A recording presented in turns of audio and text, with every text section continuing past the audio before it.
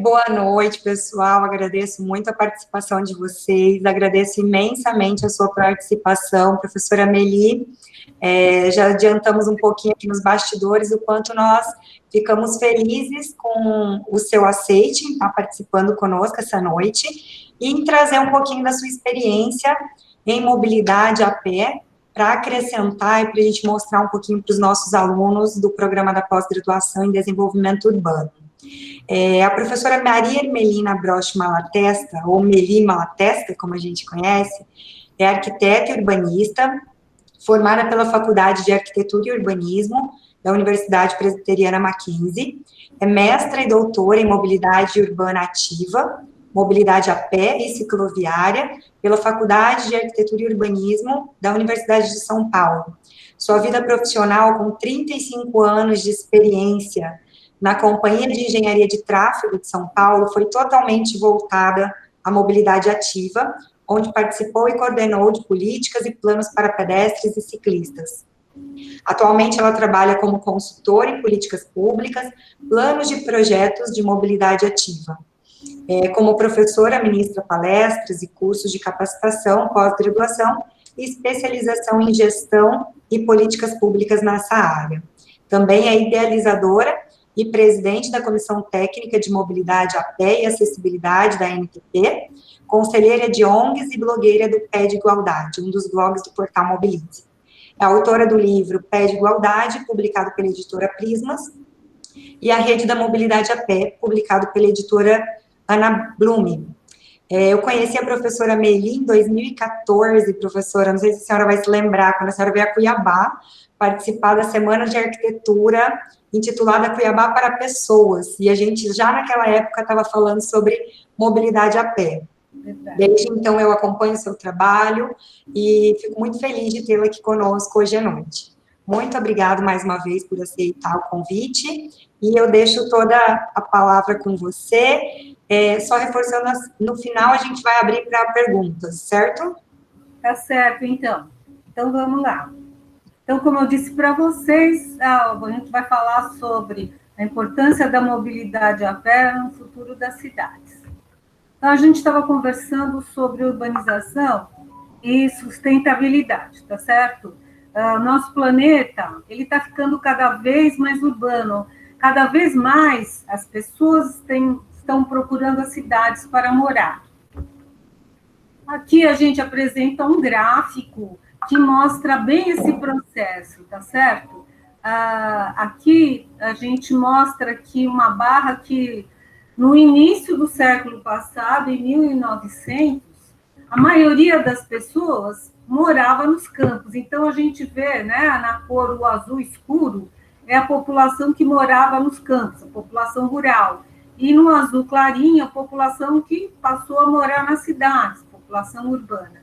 Então a gente vê que no início do século passado, a maioria da população morava nos campos, e à medida que o tempo foi passando, cada vez mais a gente nota o crescimento aqui na barrinha do azul claro, ou seja, cada vez mais gente morando nas cidades. Então, está previsto aqui, nós já estamos em 2020, né, que em 2050, praticamente 80% da população do mundo todo, isso aqui a gente não está falando só de Brasil, tá, gente? A gente está falando do mundo todo. A maioria da população do mundo todo vai estar morando nas cidades.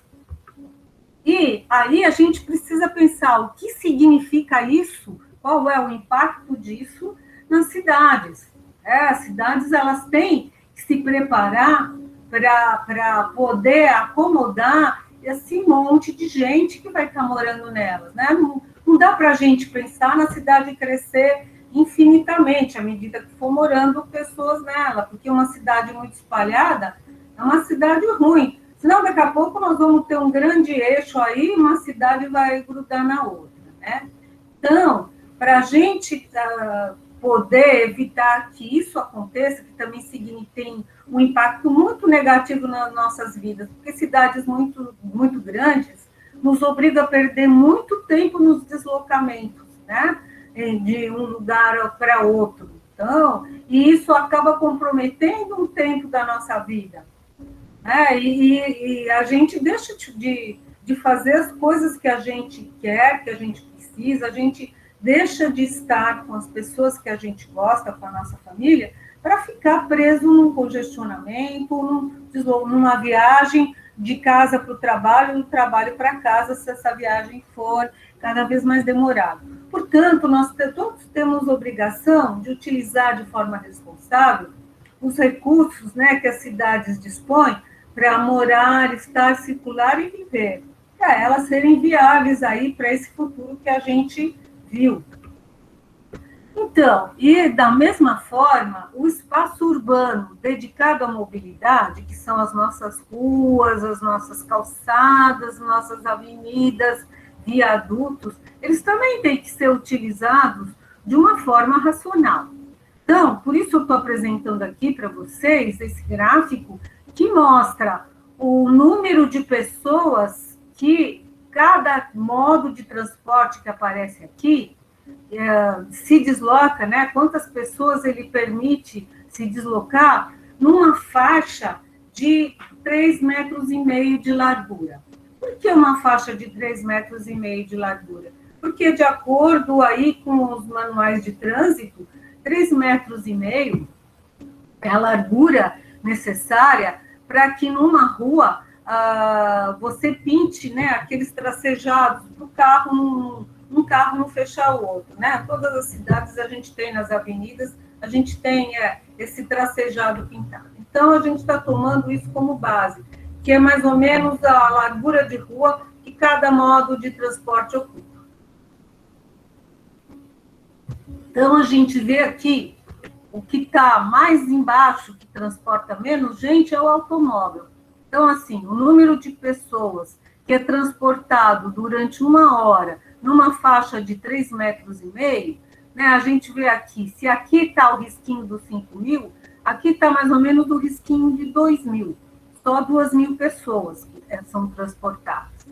Aí, essa mesma faixa de 3,5 no mesmo tempo de 1 hora, se elas estiverem dentro de um ônibus, tá? Que ele é maior que o carro, mas ele acomoda muito mais gente, a gente vai ver que chega aqui quase em 10.000 pessoas, tá?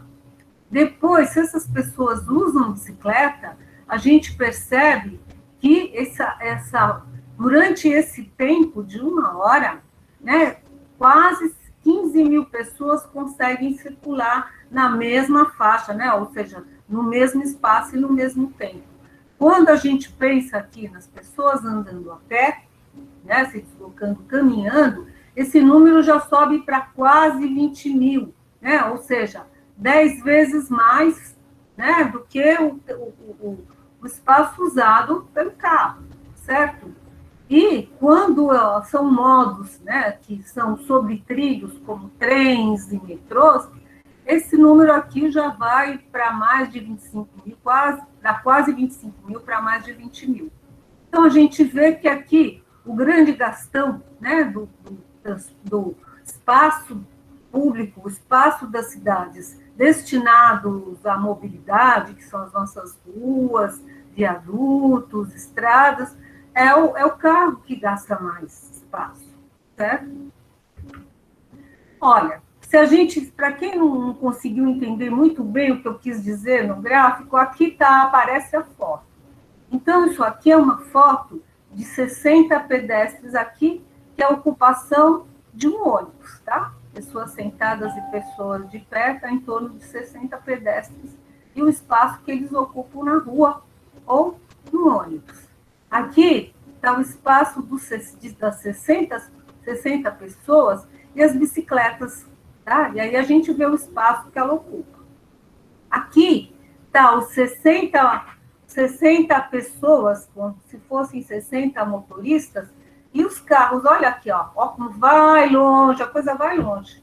Então, dá para a gente ver como o carro, ele ocupa, como ele gasta espaço, tá? A gente tem que pensar, a gente tem que, como urbanista, a gente tem que refletir no uso do espaço público, porque ele é um bem limitado, né? Assim como a gente tem que se preocupar no futuro das cidades com a água, tá certo? Com, né, ou seja, os recursos hídricos, a gente tem que se preocupar com a qualidade do ar, a gente também tem que se preocupar com o espaço público viário aqui, que é utilizado pelas várias formas de transporte. E, além disso, a gente também tem um custo, tudo custa, tá? Tudo custa dinheiro. Isso aqui foi um estudo feito no Canadá, em Vancouver. Então, mostra aqui as várias formas de transporte e de acordo com o imposto que todo mundo paga. As pessoas pagam imposto para o governo sobre as mais variadas formas, tá certo? Então, vamos ver. Se você está caminhando e isso te custa né? Isso envolve, sei lá, como se fosse por dia, é conta de economista, né? O que eu gasto de roupa, de sapato, né? Da luz da rua, da calçada, tal. E eu gasto a sociedade, o resto das pessoas que vai pagar por esse custo, eles vão gastar 1 centavo, tá certo? Se você está andando de bicicleta, todo dia você usa a bicicleta, e isso te custa um por dia, pode ser real, pode ser dólar, pode ser qualquer unidade monetária. A sociedade vai pagar 8 centavos. Desse seu né, a sociedade vai pagar 8. Se você pega ônibus, né, e isso te custa que envolve preço da tarifa, mais todo o resto, a sociedade vai pagar 1,50. Né? A sociedade vai pagar mais? Sim, geralmente a tarifa de ônibus ela é subsidiada, ou seja, o governo paga uma parte, porque é obrigação dele, tá? É obrigação do Estado, seja qualquer governo, de qualquer cidade, oferecer, assim como ele oferece saúde e educação, ele também tem que oferecer transporte para a população, certo? E, se por acaso você usa o carro, isso te custa a sociedade vai estar pagando, olha aqui, gente, quase R$10. É muito dinheiro, né? Então, vocês vejam só que isso tem um custo social, que a sociedade somos todos nós. Tá vendo? Para quem, o cara que usa o carro, se ele gasta nós vamos gastar 10 do nosso dinheiro. Né? Então, isso é um problema muito sério. Tá? Às vezes, o governo, né, o Estado, o governo, ele deixa de gastar em educação, ele deixa de gastar em saúde para gastar na infraestrutura de transporte, para ser usada por muito pouca gente. Né? Se tem 1, 2 pessoas em cada carro, isso não é justo, tá certo? Então, a gente tem que pensar nisso. Outra coisa também é o reflexo disso na nossa vida social. Tá? Isso aqui foi um estudo, já foi feito de 1978, que mostra o impacto do tipo de trânsito que passa numa determinada via. Então, eles chegam à conclusão de que quanto mais trânsito, quanto mais pesado é o trânsito que passa numa rua, menos são as relações sociais que se estabelecem entre os moradores dessa rua. Então, aqui, por exemplo, numa rua de tráfego pesado, né? O que é tráfego pesado? Passa ônibus, passa caminhão, passa um monte de carro, aquelas ruas que são caminho para tudo.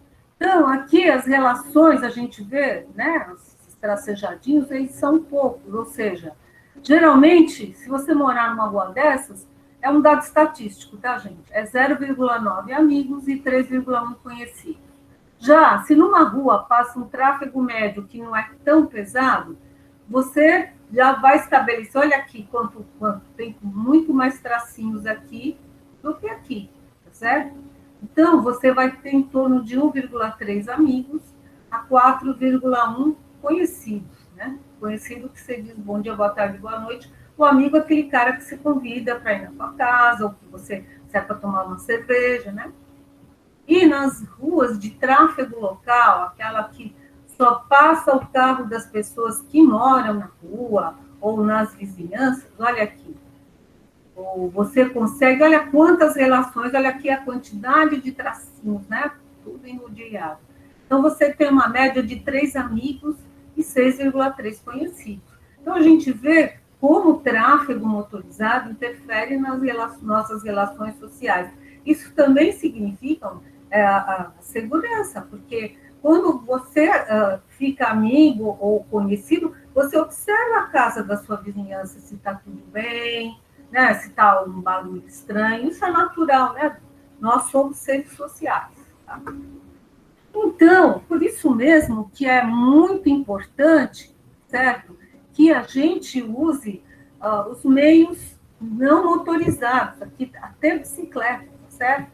Porque eles o fazem com que as ruas estejam cheias de gente. E rua que está cheia de gente tem muito menos chance de acontecer assaltos ou outros tipos de violência urbana, que acontece normalmente nas cidades. Então, é muito melhor a gente substituir soluções que estimulem as pessoas a caminharem do que a gente colocar uma cabine de polícia em cada esquina, né? Fechar muros e colocar um policial, né, na polícia militar, ou então um vigia, um segurança em cada esquina, numa rua, em cidades que têm ruas vazias. Tá?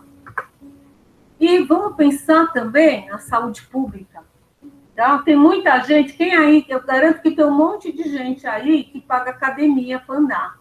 Vai na academia, primeira coisa que faz, o que é? Vai na esteira. Né? E aí anda uma hora na esteira. Né? Fica contente que andou mais depressa e tal. Tem até academia que tem, né, que assim, o cara não se dá nem o trabalho de subir a escada, né? Ele já vai de escada rolante para guardar as energias para dentro da academia. Mas, no entanto, se você deixa a sua cidade boa, né, você faz uma cidade boa para quem caminha, você vai ter você não vai precisar pagar para fazer esteira. Você vai caminhar de graça, ó, esteira gratuita, hein?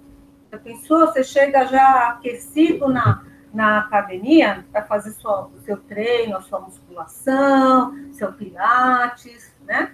Então, é muito mais legal isso aí. Se a gente tiver uma cidade com boas calçadas, com boas travessias, seguras, cujo tempo é suficiente para as pessoas atravessarem, certo? E andar a pé. Tem muita gente que acha que andar a pé não é transporte, que transporte é uma coisa que só acontece em carro, em ônibus, em coisa que tem roda. Não é verdade. Andar a pé é um modo de transporte, aliás, depois eu vou mostrar para vocês, que é o mais praticado aqui no Brasil. E a gente tem que entender que qualquer viagem começa e termina com deslocamento a pé. Olha aqui, uma viagem de ônibus, as pessoas descem do ônibus e depois vão a pé ao seu destino final. Mesmo uma viagem de carro, de táxi, né, a pessoa desce e ela termina a viagem caminhando. E aqui a gente tem algumas definições, tá certo? Que mostram que andar é o modo de transporte, né? Olha aqui, eu gosto muito dessa do Eduardo Vasconcelos. Andar a pé constitui a forma mais direta de provimento individual dos meios de transporte. A minha preferida é essa. Como eu vou deixar a apresentação para vocês, depois vocês leem as outras, que é mais ou menos a mesma coisa. Ou seja, andar é sim um modo de transporte. E andar tem uma lógica, tá? E ela é única, ela é diferente da lógica que a gente tem que pensar na mobilidade motorizada, quando você está dentro de um carro, de um ônibus, tá? Então, a gente compara de uma forma lógica, livre e flexível, tá? Então, ela se adapta às situações. Quando você está andando, você sempre vai procurar o menor caminho, a não ser que você tenha um estímulo para usar um caminho que você acha interessante, né? Vitrine de loja, né? Loja de sapato para mulherada, loja de celular, né? Para os rapazes, loja de moto para os rapazes, né? E assim como se você vai assim desviando de algum obstáculo, você viu um buraco na calçada, uma saliência, tá certo? Alguma placa que alguém colocou na calçada, um camelô, você vai desviando. Isso parece muito, a gente lembra muito dos riachinhos, esses riachinhos aqui, cheio de pedrinha no meio, que a água vai se deslocando, sempre procurando um melhor caminho. Agora, a lógica da mobilidade motorizada é diferente, né? A gente não vê, assim, a bagunça, né, que a gente vê das pessoas andando quando você vai numa rua cheia de gente. Agora, nem tem muito isso, né? Porque, por causa da pandemia, a gente tem que ficar em casa e guardar a distanciamento social. Mas, normalmente, é assim.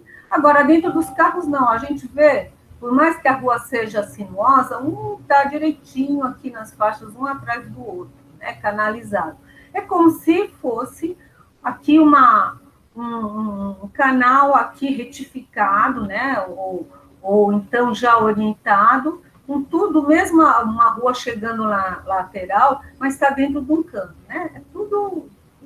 É tudo mais ou menos organizado. Então, às vezes, se quebrar um carro aqui no meio, vai causar, isso aqui já está um trânsito, mas se quebrar um carro, aí todo mundo vai ter que se desviar, mudar de faixa, não dá para você, às vezes de lado você até vira, né, quando você está a pé, você vira de lado e desvia.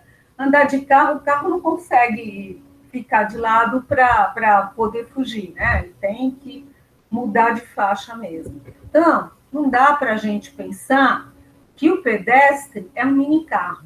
Então, quando a gente for pensar na mobilidade a pé, a gente tem que pensar de uma forma diferente, né, das soluções que são adotadas para o carro. Mas nem sempre a gente vê isso nas cidades, tá certo?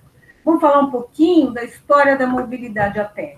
O homem, o ser humano, conseguir, na sua evolução, ficar de pé e liberar aí as suas duas mãos para poder apanhar frutos, posteriormente caçar, confeccionar os primeiros objetos que ele usou, né, inventar a roda, foi a maior evolução.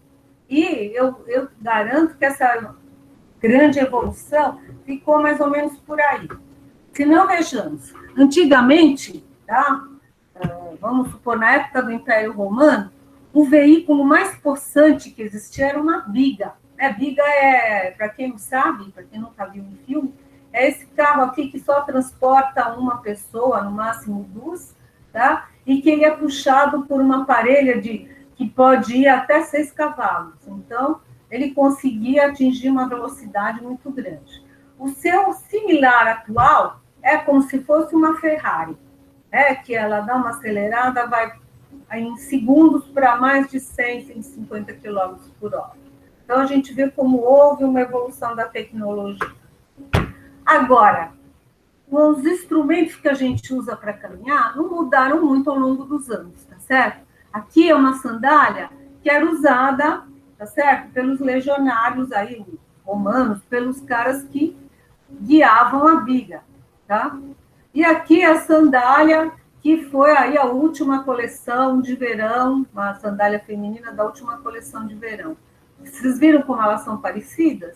E é praticamente a mesma coisa, né? A sola, uma sola mais grossa, aí umas tiras de couro que elas se fecham e acabou, tá? Então, isso quer dizer que o caminhar é uma coisa tão perfeita, tão bem resolvida, que não precisou de grandes evoluções nos instrumentos que a gente usa nos calçados, né?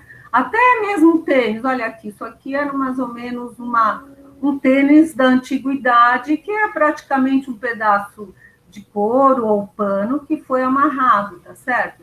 Temos o tênis atual. Então, ele não mudou a velocidade do caminhar, nem nada, né? O caminhar está perfeito, está bem incorporado na nossa vida, tá?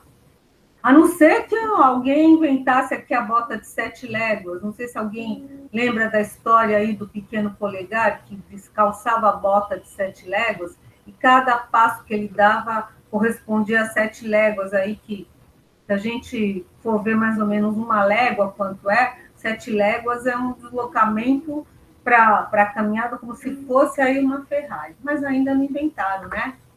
Bom, e como eram as cidades? Então tá aqui, vou pegar uma cidade antiga que fica na Itália, que se chama Pompeia, tá? Foi uma cidade que ela foi aí era uma cidade bem cheia de gente. Então a gente vê aqui que havia até um desnível, né, entre os locais onde passavam as vigas e aqui onde as pessoas caminhavam, né, uma separação entre eles, né? A gente até brinca que aqui é uma faixa de travessia de pedestres, até porque aqui a gente não vê muito tratamento de drenagem, quando chovia devia juntar água e aí é uma forma das pessoas não molharem os pés. Já na Idade Média, né, a gente andando um pouquinho de tempo, as cidades praticamente se fecharam, então a gente não nota aquela separação entre rua e calçada. Então você vê gente andando no meio da cidade, tá certo? Vendendo as coisas, né? É aí uma mistura muito grande. E o desenho das ruas, né, ao contrário do slide anterior, que era reto, são ruas tortuosas e elas se fechavam porque elas precisavam se proteger, né? Porque havia muita invasão de cidade de povos, né? Somente povos bárbaros que invadiam as cidades. Então, elas precisavam se fechar e se proteger. Já no Renascimento, né, isso aqui a gente tem mais ou menos uma cidade renascentista, que a gente já vê um nível maior de organização, utilização de animais para transporte, tá vendo? O cavalo aqui, e uma determinada organização no espaço das ruas. Tem até um desenho do Leonardo da Vinci que ele divide aqui, né? Então, ele fala que na parte de baixo no subterrâneo é o esgoto, na parte de baixo são as mercadorias, e aqui na parte de cima só mesmo os gentis homens, né? Então tem até, depois vocês dão uma olhadinha aqui, a definição que ele dá, tá? É num livro que ele escreveu que chama O Código do Atlântico. Depois, né, do Renascimento, que vem já o Iluminismo, a gente nota de novo as cidades, as pessoas começam a usar mais as cidades, e aí já começa a surgir o conflito, porque os veículos com rodas, né, carroças, carruagens, começaram a ser cada vez mais coches, né, começaram a ser cada vez mais utilizados, sendo puxados por animais que circulavam numa velocidade muito maior que a nossa velocidade de caminhar. E aí já começou a se sentir a necessidade de segregar esses dois tipos de deslocamento. As pessoas que estavam caminhando a pé, né, ou vendendo suas mercadorias, e quem estava passando com alta velocidade de carro, né, carro puxado a tração animal e com rodas, né, já utilizando bastante esse tipo de transporte. Opa, vamos voltar. Né? Tá certo, tá aqui. Depois disso, evoluindo, já no início do século passado, já nos 1930, 1940, já se começa a surgir a ideia de você fazer, né, que aí já tinha o automóvel, né, o automóvel como a gente entende hoje, o motor, né, sendo a tração a motor, combustível. Então, começou a surgir o conceito da necessidade da velocidade, né, das velocidades cada vez maiores, né, então se fazer ruas retas ou curvas que não prejudicassem a velocidade, né, e a setorização da cidade, para ela funcionar de uma maneira mais dinâmica, eles entendiam que isso deixaria a cidade mais dinâmica. O exemplo maior que a gente tem é Brasília. Eu acho que algum de vocês deve conhecer Brasília. Brasília, ela é uma cidade desenhada para o carro, para quem tem carro. Mas agora, você tentar andar a pé aqui em Brasília, você fica perdido, né? Porque praticamente, se tem calçada, as calçadas são ruins, às vezes não tem calçada, às vezes você não consegue atravessar os grandes eixos, né, por conta da velocidade, e porque praticamente não tem cruzamentos, né? Então, não tem semáforos, não tem aonde você atravessar.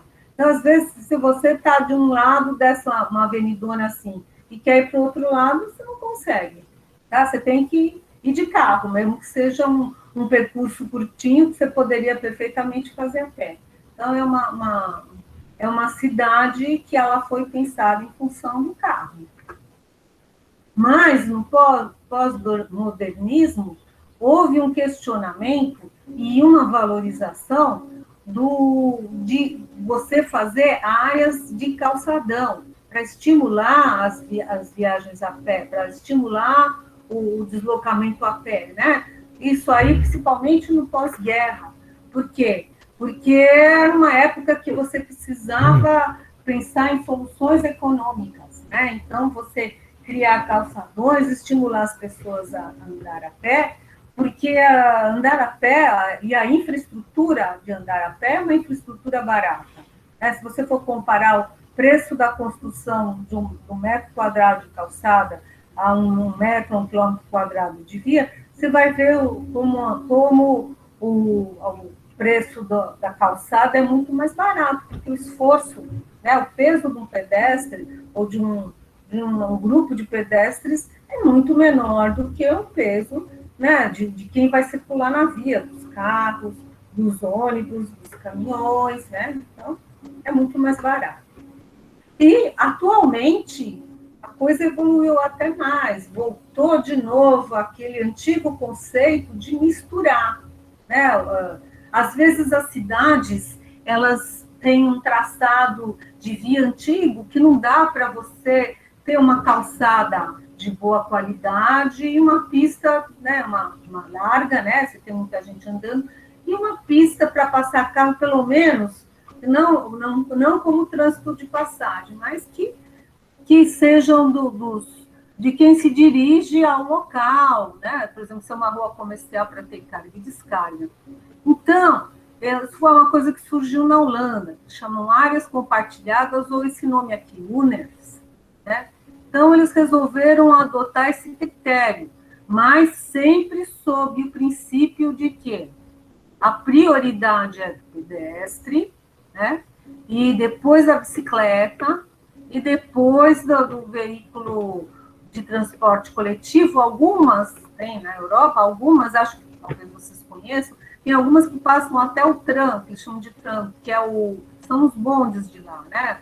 Um veículo que passa sobre trilho em baixa velocidade, certo? E eles admitem veículos, mas o veículo tem que entender que ali ele vai ter que circular devagar, mas quando eu falo devagar, é no máximo a 30 km por hora, disso para menos, tá? Eles chamam de zona 30, né? A gente está vendo aí, muitas cidades têm adotado nas ruas onde você tem um altíssimo volume de pedestre, então você chama de zona 30, que a velocidade máxima é 30 por hora. Quem quiser circular acima disso vai ter que procurar um outro caminho.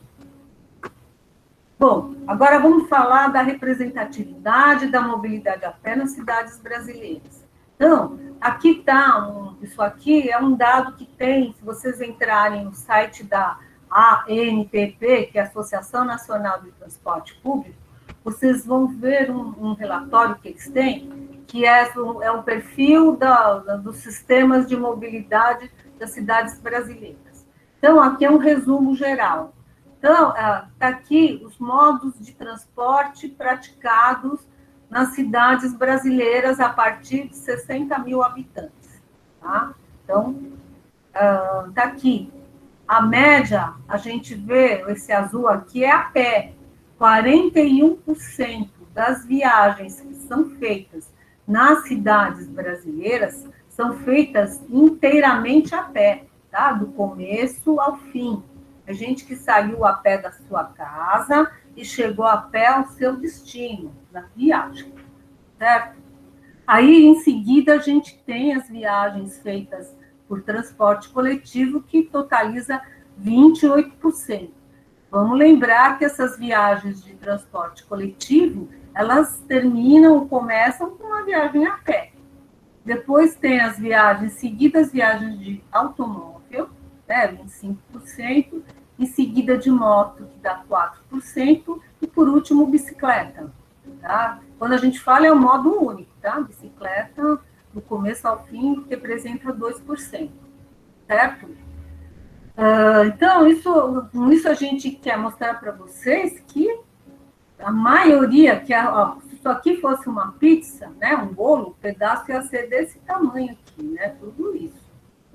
Olha o tamanho que fationa de bolo. Tudo isso significa que a maioria das viagens envolve um deslocamento a pé. Quando a gente pensa na distribuição do espaço das cidades, que são feitos entre o espaço onde circulam os veículos, né, o transporte coletivo, e o espaço onde circula o pedestre, que é a calçada, sendo que muitas ruas nem têm calçada, a gente vê como é injusta, né, essa distribuição. Ela não corresponde à realidade da demanda, certo? Aqui é uma coisa um gráfico que mostra que quanto menor é o município, mais se anda a pé. Aqui está, olha, esse laranjinha aqui é a pé, o roxo é de bicicleta, o azul é transporte coletivo, o vermelho é automóvel e o verde é moto. Tá? Então, a gente vê, por exemplo, cidades de 60 são cidades pequenas, 46% das viagens diárias, quase metade, né, gente, são feitas inteiramente a pé. Né? Muitas dessas cidades não há mínima preocupação com calçadas, com uma infraestrutura para quem caminha. Né? E viagens de bicicleta também são bem representativas, 5% do total representativo. Né? Depois tem automóvel e tem moto por último. E aqui, olha, da menor a gente vai aqui para maior, cidades que têm mais de 1 milhão de habitantes, mesmo a gente percebe que aumenta a representatividade aqui do transporte coletivo, né? O do carro é quase a mesma, lá estava 23, aqui está 25, e olha, nos outros perfis de tamanhos de cidade, de acordo com a população, está em torno sempre de 25, um quarto, né, das viagens são feitas de carro, e aqui as viagens que são feitas inteiramente a pé, elas são 36%, gente, é mais que um terço. Tá certo? Isso representa, é muito significativo. Então, estou mostrando para vocês como a caminhada, o andar a pé, a mobilidade a pé, ela é uma constante nas cidades brasileiras, independente do tamanho delas, certo?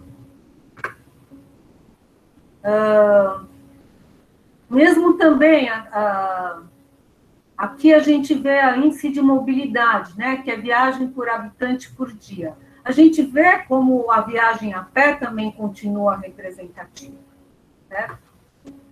A distribuição também das distâncias percorridas por modo de transporte, a gente vê que muitas distâncias, elas cabem numa viagem a pé, né? Então, as maiores distâncias são feitas por transporte coletivo e depois o carro. Né? Aqui também o índice, deixa eu ver, né? Aqui, consumo de tempo por modo de transporte. Então, a gente vê que o modo de transporte que consome mais tempo é o transporte coletivo, em relação aos outros modos. E a viagem a pé, ela acaba consumindo mais tempo, né? Porque, é claro, quando a gente caminha, a nossa velocidade é menor. Então, acaba consumindo tempo. E aqui é o consumo de energia por modo de transporte. Aqui a gente não vê, a gente vê que tem ônibus, transporte sobre trilhos, que é trem, metrô, automóvel e moto. A gente não vê aqui nenhum exemplo, nenhum pedaço dessa pizza relacionado à mobilidade ativa. Então, a energia exógena, que não é energia do próprio corpo, né, que são as energias usadas pelo caminhar, pelo pedalar, por andar de bicicleta, elas não aparecem nessa situação, certo? E aqui a emissão de poluentes, né, que envolvem o efeito estufa, que envolvem o aumento da temperatura, né, a gente sabe como isso está afetando as nossas cidades. Eu imagino aí Cuiabá, que é a capital, acho que é a mais quente, né, do Brasil. Então, a gente vê aqui que não está representado na emissão de poluentes, né, um modo a pé, nem um modo por bicicleta, porque quando a gente caminha e pedala, não emitimos poluentes, mas esse ponto positivo, né, para a viagem a pé. E aqui vamos ver, a maioria das pessoas que anda a pé nas cidades é mulher, tá? Porque geralmente ou ela trabalha, vai levar filho na escola, ela vai às vezes passar na casa dos pais, cuidar dos pais que são idosos, tá certo? A faixa etária é mais jovem, ou assim, quem anda a pé é o público mais jovem, ou então mais idoso, né, que ele não dirige mais.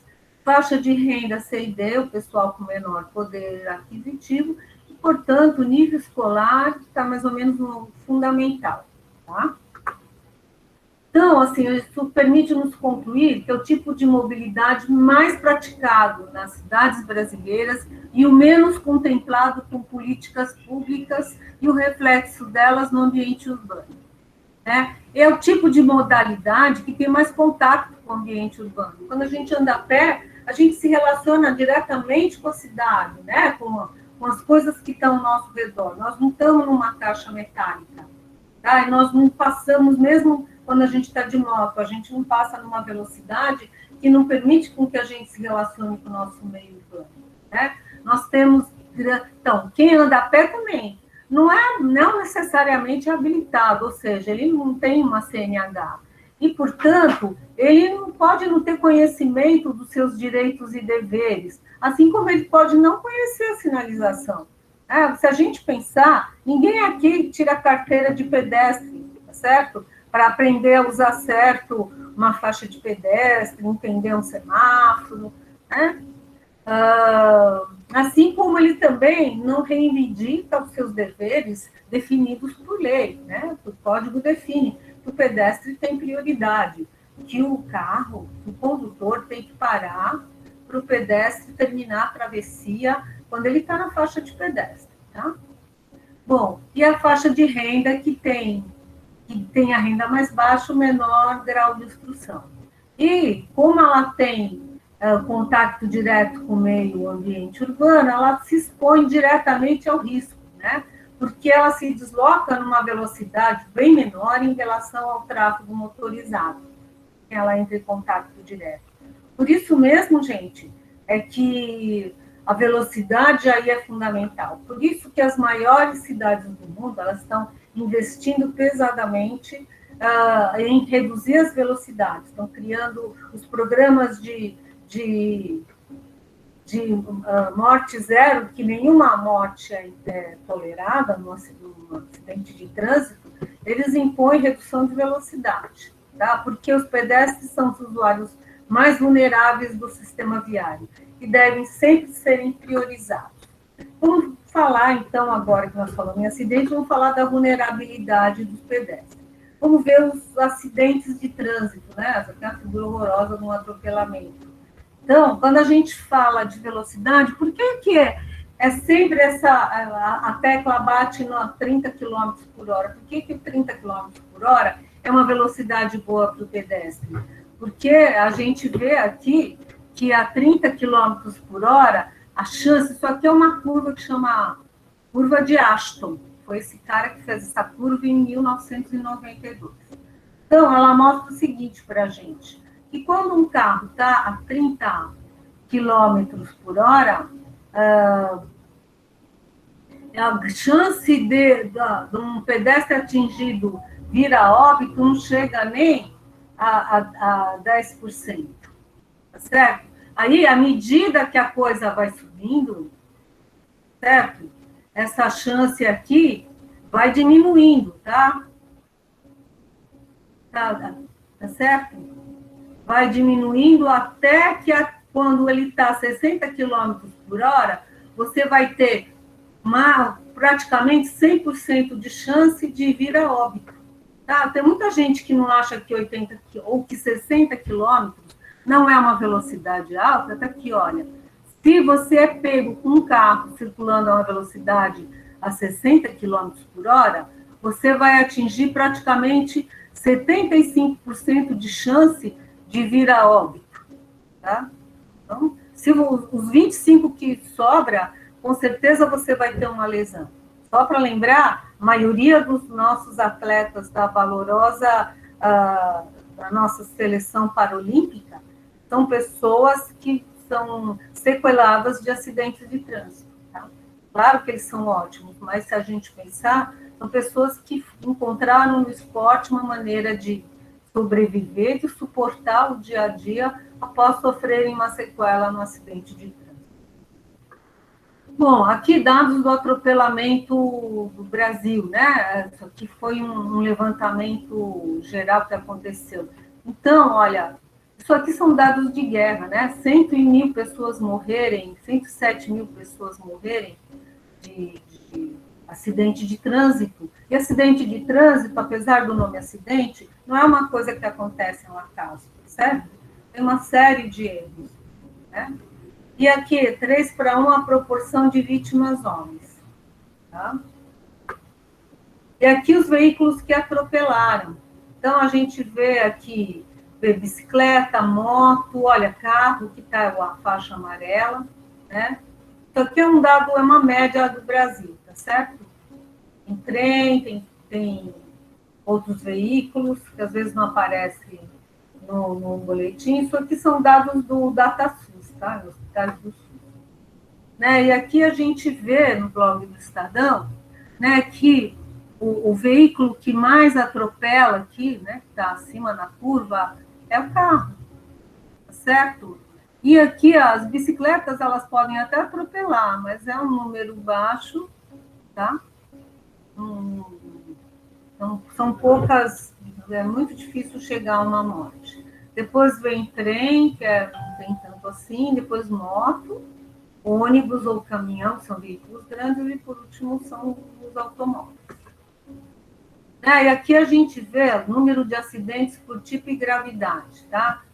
Isso aqui é um dado do DENIT, que é mais referente ao transporte em estrada.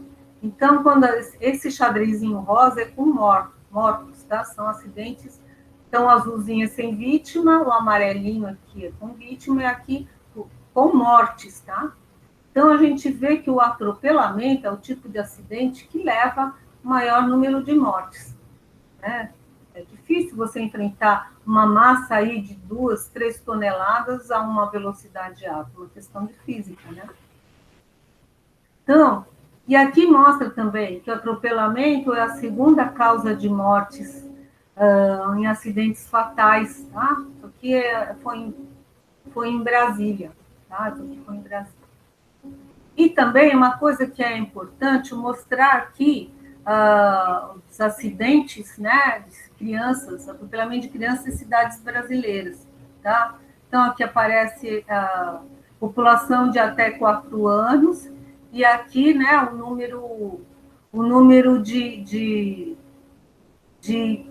atropelamentos, né? A gente vê que é um número bem alto, tá? A população de até 4 anos no Brasil está em torno de 43 milhões, e aqui a gente vê em Palmas do Tocantins, está em 64 mil, Macapá 129, Brasília 627 mil, e assim vai, né, gente? A gente vê que é um absurdo, é uma coisa intolerável a gente enfrentar isso, você acordar todo dia e pensar que tantas vidas, olha aqui São Paulo, mais de 2 milhões.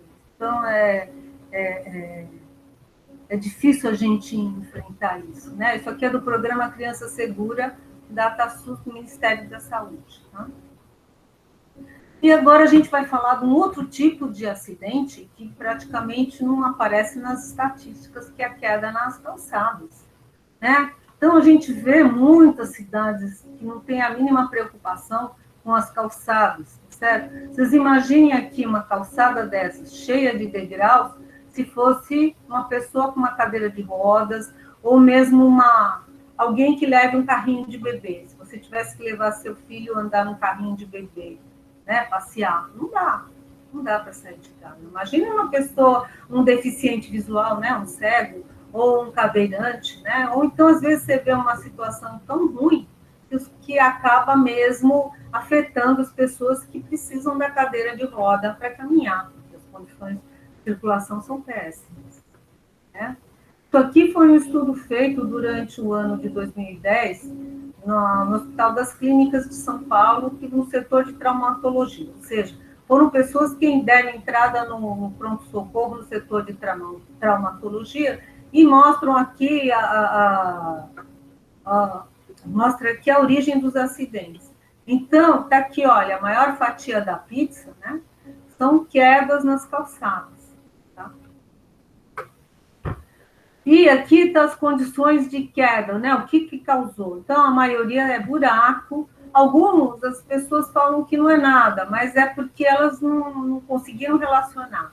Degrau 17%, e assim vai. Olha, tem até casca de banana, pra vocês terem uma ideia. Até casca de banana interfere. E quem acha que precisa usar um sapato, quem só cai quem usa sapato de salto, né? Sapato feminino, plataforma, olha aqui. A maioria das quedas, as pessoas estavam usando tênis, olha aqui, 46%. Isso mostra como as nossas calçadas são ruins. Né? Em seguida vem chinelo, salto alto, sapato masculino, bota, sapato feminino, 3%. Né? Então, a gente vê aí como a calçada é ruim. Não precisa ter sapato difícil de andar. Um tênis você já consegue cair. Certo? Essa calçada está certa. A calçada está possuída. Opa! Está tá embaixo da calçada, chamando pessoalmente para olha essa calçada! Opa, de cabeça no chão! Satanás está escondida, deitada. É o rolamento! Essa é a posição de Jesus! A calçada com Satanás. Ela de cara, meu Pedro, de cara! Ó, volta aqui, menino. Volta no café! É claro, né? Tá uma roda, vocês estão pensando que ninguém levanta, bagulho! Satanás abraçou isso daí!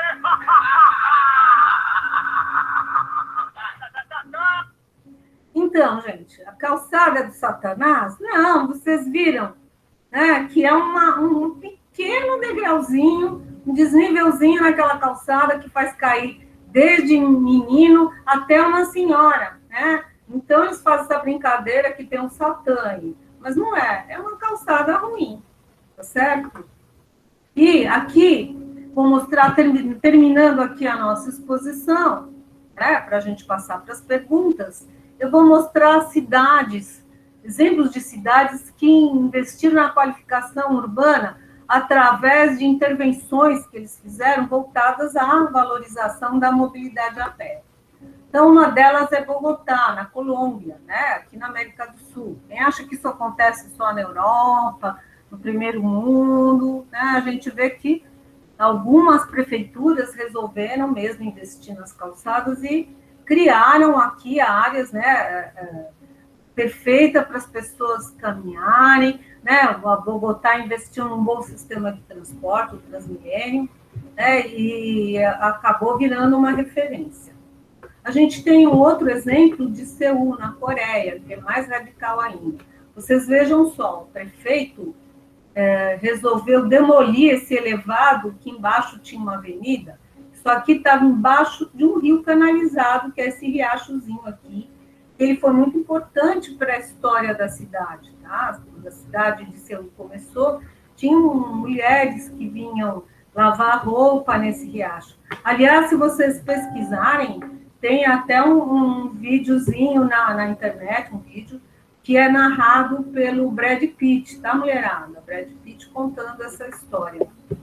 Então, o prefeito, ele foi bem audacioso, né? Discutiu, conversou com a população, resolveu demolir aqui todo esse complexo viário e resolveu abrir o rio para a cidade, para as pessoas caminharem aqui. Olha, a gente fez uma espécie de um parque linear, aqui se transformou toda essa grande avenida em vias locais. É claro que o trânsito ele acabou sendo transferido para outros locais, né? Ele fez umas outras vias de apoio, mas ele resolveu devolver para a cidade um pouco da sua história e um espaço de convivência, porque que aproximasse as pessoas, que criasse um ambiente mais seguro, mais cooperativo, que trouxesse melhor qualidade de vida. E, no começo, houve uma parte da população que protestou, é claro, uma medida dessas tão radical, mas, no fim, ele recebeu maior apoio. E esse prefeito conseguiu se eleger presidente da Coreia, né? A gente tem aí as eleições de 2022, quem sabe aí dê tempo, né, de alguém conseguir se eleger se fizer uma intervenção dessas. E, por último, Nova York. Né? Nova York também é uma cidade grande que vivia praticamente congestionada, com a maioria dos seus espaços públicos voltados aí para o uso do automóvel, e que eles reviram essas concepções, revolucionou os seus costumes e resolveu investir numa cidade para as pessoas. Então, isso aqui são intervenções feitas com urbanismo tático. Não sei se vocês sabem o que é urbanismo tático, mas são intervenções que não envolvem obras. Isso aqui é uma pintura, eles colocaram guarda-sol, mesinhas, vasos de planta, e olha aqui, isso aqui é o mesmo lugar. Um espaço que antes era mal sinalizado e usado para estacionamento de carro, ele acabou virando uma pracinha, um local para aproximar as pessoas, tá certo? Em seguida, acho que tem até um vídeo que mostra todo esse processo aí de Nova York, para vocês conhecerem. Então, antes disso, a gente tem que pensar qual é o futuro que nós queremos para as nossas cidades? Que cidades queremos para os nossos filhos? A cidade dos congestionamentos, né? Que olha aqui, esse cara fala, eu odeio dirigir, mas eu preciso do carro para chegar ao trabalho. E quando ele chega no carro, ele fala, eu odeio o meu trabalho, mas eu tenho que pagar as despesas com o carro. E qual desses dois é o bem-sucedido ou o fracassado? O que fica preso no congestionamento, berrando no celular, nervoso, está perdendo compromisso, ou aquele que saiu de casa andando a pé, que ele sabe perfeitamente quanto tempo demora para ele chegar no destino dele, e ele vai no ritmo tranquilamente. Então, vamos pensar, qual é o bem-sucedido e qual é o fracassado.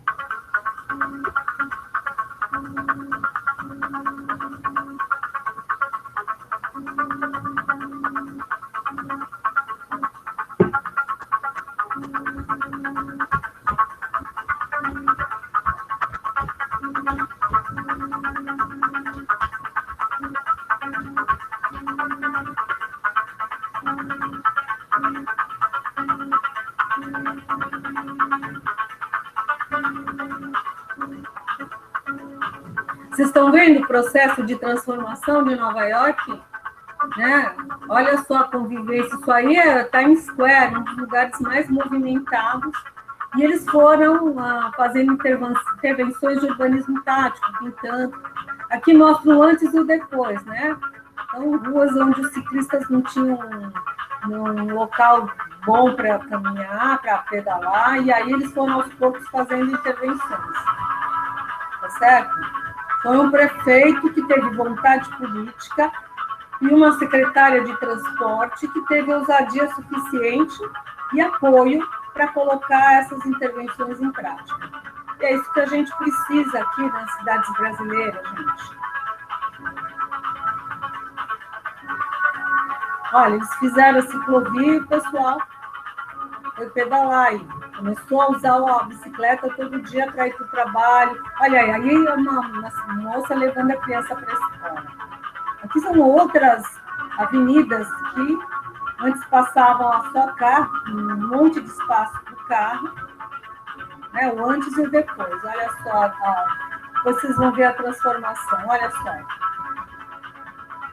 Vocês acham que a cidade parou por causa disso? Não, não parou. Só melhorou a qualidade de vida da população. A violência, ela reduziu, certo? E as vendas do comércio que fica em torno dessas ruas aí, aumentou 45%, tá? Tem estudos comprovando. Comerciantes que no começo ficaram com medo, eles apoiaram inteiramente esse tipo de intervenção. Você vê como era perigoso o ciclista andando no meio do trânsito. E aí ele passa a receber uma pista própria para ele pedalar. Olha aí.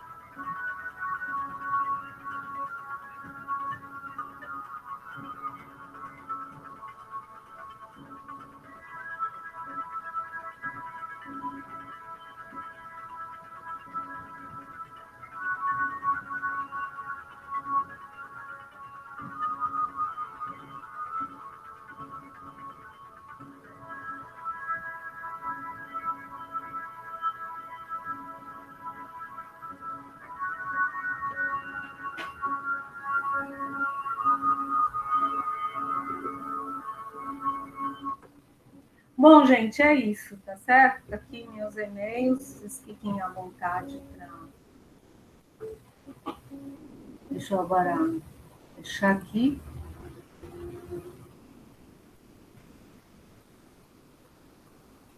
Meli, só interromper a apresentação.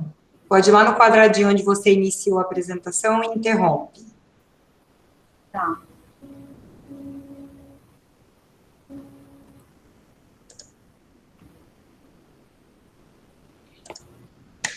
Bom, pessoal, coloquei ele no chat, então, para caso vocês tenham perguntas, para que vocês levantem a mão para a gente ordenar as perguntas. Eu vou começar aqui já maravilhada com a palestra que você nos trouxe, com alguns dos conceitos que eu queria muito que os nossos alunos ouvissem, e é uma boa parte do que a gente vai trabalhar no segundo momento da nossa disciplina, Meri, onde a gente fala de urbanismo tático, onde a gente fala de segurança viária e de visão zero, onde a gente fala de fachadas ativas e do estímulo, né, à caminhada, onde a gente retoma aí a questão do conceito dos olhos na rua, que o Jair nos trouxe aí já há algum tempo, onde a gente fala também sobre índice de caminhabilidade, e onde a gente para um pouquinho para refletir sobre esse paradigma que a gente está vivendo nas nossas cidades e que a gente precisa ter coragem de enfrentar, né? Se a gente não fizer alguma coisa, as nossas cidades com certeza estão fadadas aí a nos oferecer péssimas qualidades de vida, né? Elas vão ser cada vez mais violentas também, né? Com certeza, uma coisa que eu gosto muito de falar quando a gente fala de sustentabilidade, a gente não está falando da qualidade do meio ambiente, a gente não está falando da degradação do espaço urbano, a gente está falando da nossa vida dentro desse espaço urbano, respirando a qualidade do ar que está aí, sofrendo as violências que estamos expostos todos os dias. Então, a gente tem um grande desafio que é vencer aí esse paradigma, esse estímulo ao uso do automóvel individual como meio de transporte, né? Como se essa fosse a grande solução da nossa mobilidade.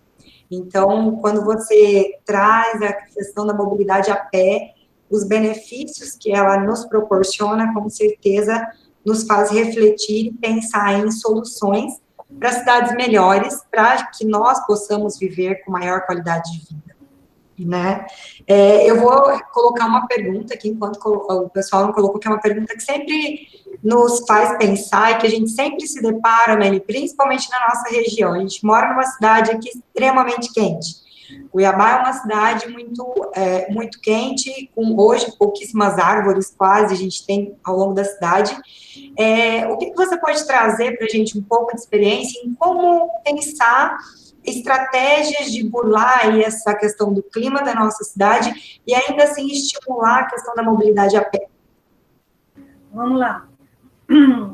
O clima, com certeza, né, interfere na forma como você caminha na cidade. Em cidades quentes, é claro que você vai procurar andar na sombra, né? Então, você pode interferir no ambiente urbano. É claro, o importante é a arborização, né? Eu já estive em Cuiabá mais de uma vez, e eu sei que várias árvores foram arrancadas, vocês tinham um canteiro central com várias árvores, né? Então, acho que assim, cabe à prefeitura investir bastante na arborização da cidade.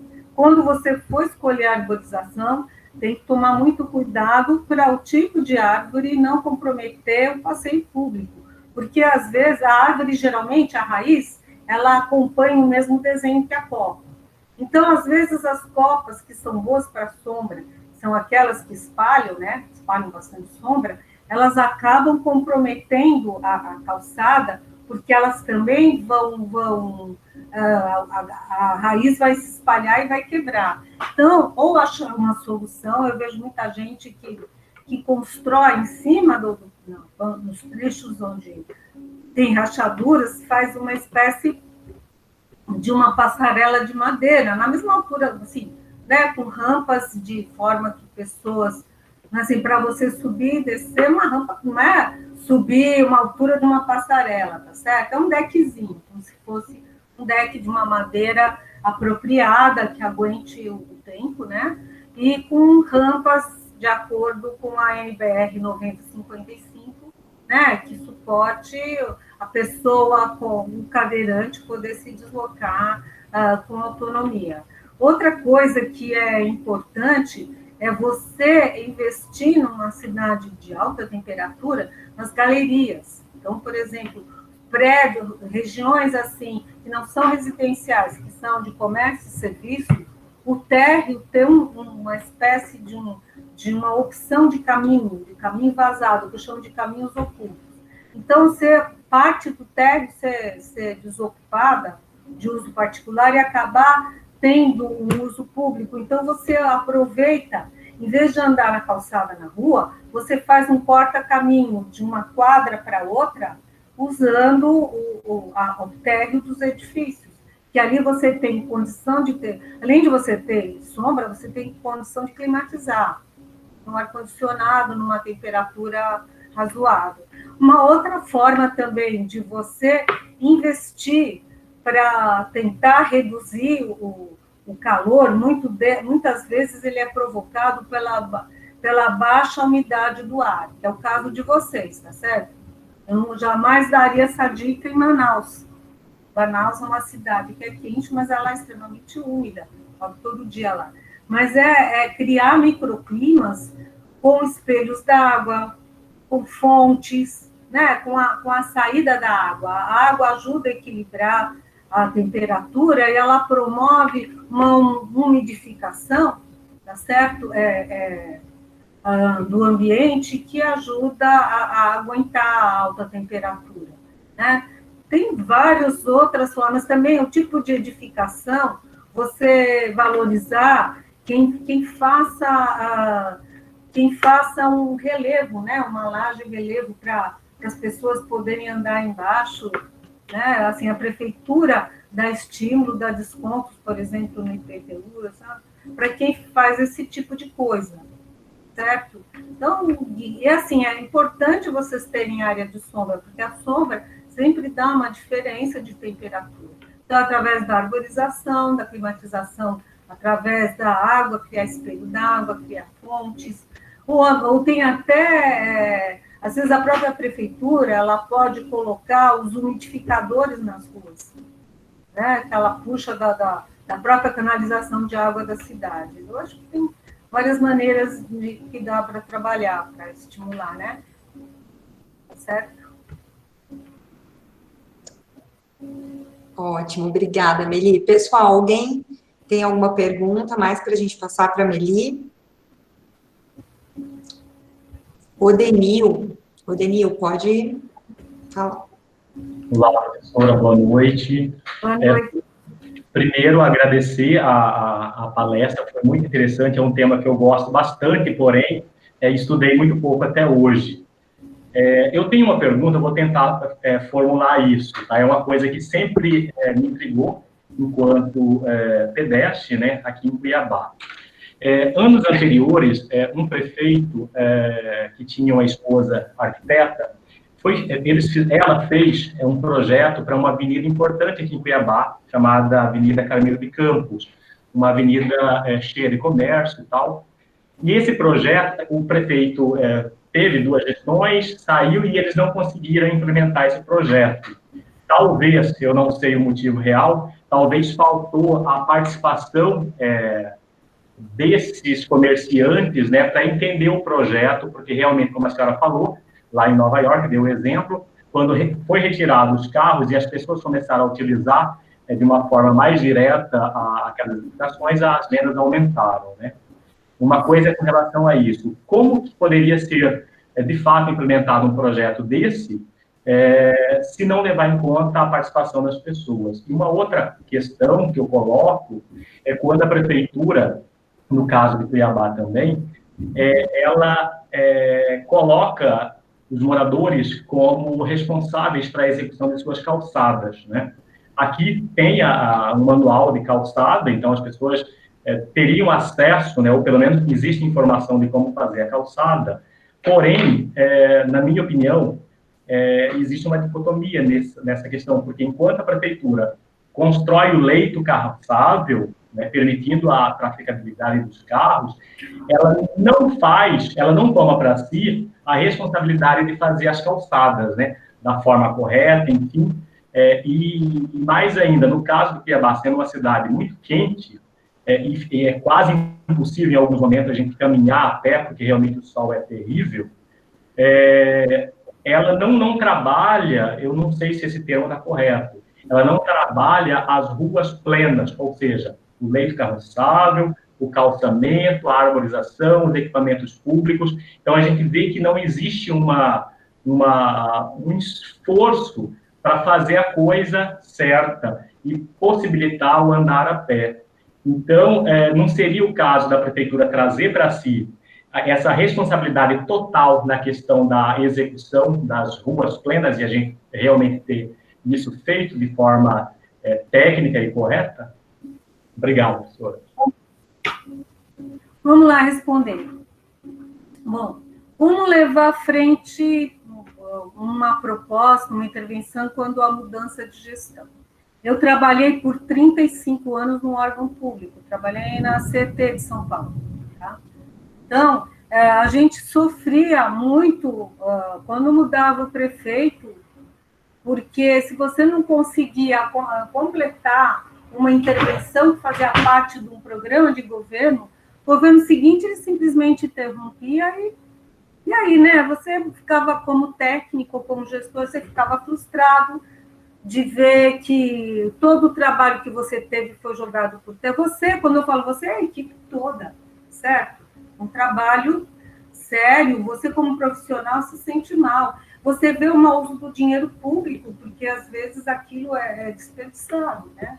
Então, eu acho que assim, o importante para garantir a continuidade do projeto, primeiro, haver vontade política. Isso vale para tudo, isso vale também até para a sua segunda pergunta. Então, a gente escolher, por exemplo, quando você vai exercer o direito democrático de escolher o seu prefeito, o seu representante por voto, é escolher pessoas comprometidas com a questão, né? com mobilidade a pé, mobilidade ativa, enfim. Em segundo lugar, é você tentar garantir a continuidade através de uma legislação, você procurar a Câmara de Vereadores, né? Eles de alguma maneira, transformarem a continuidade, transformarem isso numa lei, num decreto, tá certo? Que continue, que seja aplicável na mudança de gestão. Isso fazendo parte, inclusive, né? Olha, fazendo parte até do corpo da lei, mesmo com a mudança de gestão, tal intervenção significa um grande ganho para a sociedade, por causa disso, até todo um rolamento, uma justificativa, né? E isso, é claro, envolve um diálogo, uma coisa que às vezes a gente não tem, a gente brasileiro, né, não tem muita paciência, que é o diálogo com todo o poder público, o legislativo, a gente procurar um vereador interessado, tomar uma canseira, né, pegar no pé, a gente procurar também se aproximar da prefeitura ou da pessoa responsável pelo local, você envolver toda a sociedade, né, fazer discussões com a sociedade, associação, não só associação comercial, né? Não sei se vocês sabem, a gente tem uma lei que chama Lei Federal da Mobilidade Urbana, vocês colocam no Google, vai aparecer o nome da lei, ela é de 2012, e ela estabelece, entre as suas diretrizes, né, além da prioridade, ela inverte as prioridades, né? Ela coloca como prioridade principal o transporte não motorizado a pé e por bicicleta, depois o transporte coletivo, depois o transporte sobre cargas e, por último, o transporte motorizado individual, que é o automóvel e a moto, que leva as pessoas, certo? E essa lei estabelece também a participação da sociedade através de um plano de mobilidade, que você acha que Cuiabá deve ter um plano de mobilidade, certamente. Ela precisa ter, se ela quiser pegar dinheiro do governo federal, porque é o que essa lei estabelece, tá? Então, se ela não tem, ela precisa fazer esse plano urgentemente, porque senão ela não consegue recurso do governo federal para fazer as intervenções que são necessárias na cidade. E você pode, de repente, colocar uma intervenção, porque assim, o plano diretor, ele não é uma coisa específica, é uma coisa mais genérica. Vocês podem até puxar na internet alguns planos diretores de mobilidade, o Plamob de São Paulo, podem puxar, tá? Se vocês puserem no Google, põe Plamob São Paulo, vai aparecer. Tá? Então, ele é dividido, ele é como se fosse um plano diretor mesmo, voltado para a mobilidade urbana. Então, é uma forma também de se garantir, e uma lei específica, tá? Um decreto específico em cima dessa intervenção, que garanta que ela tenha continuidade depois da mudança de gestão. Porque, senão, é muito dinheiro público mal gasto, tá? O plano de mobilidade, ele é importante porque ele vem do governo federal. Então, para você ganhar recurso do governo federal, você vai apresentar esse plano de mobilidade, que vai dar as diretrizes do que você vai fazer na sua cidade, como você vai usar esse dinheiro do governo federal. E depois, pelo menos costumava ser assim, eles mandam um técnico, né, que trabalha agora no Ministério da Infraestrutura, para ver, tá, vamos ver, vocês fizeram? Quero ver. Aí ele vai ver o recurso que foi enviado e aonde foi aplicado, né? A aplicação de contas. É assim que deve ser. Bom, agora, a sua segunda questão, em relação à responsabilidade sobre as calçadas, isso é um problema muito sério, não é só de Cuiabá, tá? A maioria, grande maioria das cidades brasileiras, a gente tem, eu brinco, eu chamo de uma PPP, uma parceria, né, público-privada, que para mim é a mais mal sucedida de todas. Que as calçadas, elas são divididas, né, uma parceria público-privada. Para o público, que são as prefeituras, cabe a função de estabelecer normas de construção de calçada. Algumas prefeituras nem isso têm, tá? Mas ela deveria ter uma norma que instruísse os moradores como eles devem construir suas calçadas, envolve largura, enfim, uma série de coisas, né? Vocês devem ter uma cartilha aí de calçada, a maioria das cidades, das capitais brasileiras tem, as cidades brasileiras têm. E depois a prefeitura, depois dessa calçada executada, ou enfim, para o resto da vida, a prefeitura tem que fiscalizar. A calçada está feita certinho? Fizeram, né? Eu mostrei uma foto aí de rampa de garagem cortando a calçada. A calçada, quando você faz uma rampa de garagem, cria aquele monte de degrau, você está invadindo o espaço público. A calçada é espaço público destinado à caminhada. Não é para você invadir desse jeito. Tem maneiras de você solucionar com acesso ao seu lote. De preferência que esse acesso seja feito no interior, resolvido no interior da sua propriedade e não no espaço público que é de todo mundo. Tá? A prefeitura deveria fiscalizar, mas mesmo as prefeituras mais bem equipadas das cidades maiores, elas não fiscalizam. Né? Então, o proprietário, por sua vez, pelo fato dele construir, ser responsável pela calçada, ele acaba tendo uma leve má interpretação desse espaço público. Então, ele vai achar, é meu, eu que construí. Às vezes, até o material, se a prefeitura não fiscaliza, ele pega o resto de material, sei lá, sobrou piso da cozinha, do banheiro, da sala, ele vai colar na calçada. Quando chover, vai todo mundo escorregar, tomar tombo lá. É uma das coisas que acontece. Então, eu falo que é uma parceria público-privada muito, muito mal feita, pior de todas, porque ninguém faz a sua parte. O proprietário não faz a sua e o poder público não faz a sua. Mas por que as nossas prefeituras não são responsáveis pelas calçadas, como elas são responsáveis pelas pistas onde os carros circulam? Vamos tentar imaginar o que aconteceria, como seria uma cidade que tivesse um prefeito louco e falasse, a partir de amanhã, a prefeitura não vai construir pista. Quem quiser que construa, e construa mais ou menos né, do jeito que quiser. Vocês imaginem, né, até a frente do seu lote. Vocês imaginem a colcha de retalho que vão ser as nossas ruas. Em vez de se usar um pavimento único, né, um asfalto feito de uma maneira, aplicado, fazer manutenção e tudo, né? Então, vocês imaginam, por que a rua é tratada de um jeito e a calçada é de outro? Por que a prefeitura se responsabiliza pela rua onde passa o veículo e não se responsabiliza pela calçada? Sabem por quê? Porque aqui no Brasil, de maneira geral, a mobilidade a pé, eu faço questão de chamar de mobilidade a pé, porque quando a gente chama de pedestre, a gente perde a noção da magnanimidade que significa uma rede de pessoas caminhando, elas formam uma rede de transporte como qualquer outra rede, tá certo? Então, e essa rede, ela não é enxergada pelos gestores públicos, pelos tomadores de decisão, pelos prefeitos, até pelos legisladores. Por isso que eles fazem uma lei diferente. Enquanto a mobilidade a pé não for prioridade, né, em termos na esfera do Estado, do poder público, nós vamos ter essa diferença. Por que nas cidades dos outros países a prefeitura é responsável por tudo? Porque, assim, a calçada, a prefeitura é responsável, depois ela vai cobrar junto do IPTU. Agora, então, imagina, você vai propor para o prefeito, se vocês conversarem, olha, cansei de conversar com o prefeito de várias cidades, inclusive aqui em São Paulo.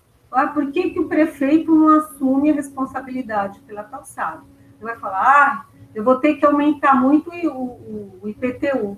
Que prefeito que quer cometer um suicídio político aumentando o IPTU? Nenhum quer. Nenhum tem coragem de fazer isso. Tá certo?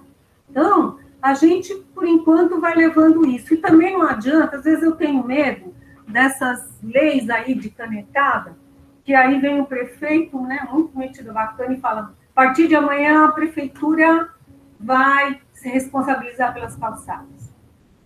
Aí, se ele não estruturou a prefeitura, porque vejam bem, se a mobilidade a pé, ela não é uma prioridade política, as prefeituras não vão se estruturar para atender essa ação que não é uma prioridade política, assim como elas se estruturam bem para poder atender a implantação, a manutenção do pavimento das pistas onde os carros circulam. Tá? Senão, a gente não teria problema, nem teria essa questão. Faria a pista e faria a calçada. Por que a calçada é diferente? E por que uma prefeitura ela vai estar do dia para a noite, né, depois de uma canetada numa lei, ela vai estar preparada a partir de amanhã, que se providencia a preparação da prefeitura? Não vai ter gente para fazer fiscalização, não vai ter gente para fazer normatização, aí não vai ter gente para fazer a construção, não vai ter gente para fazer manutenção da prefeitura. E aí o que vai acontecer? Às vezes eu tenho medo, né? Eu não concordo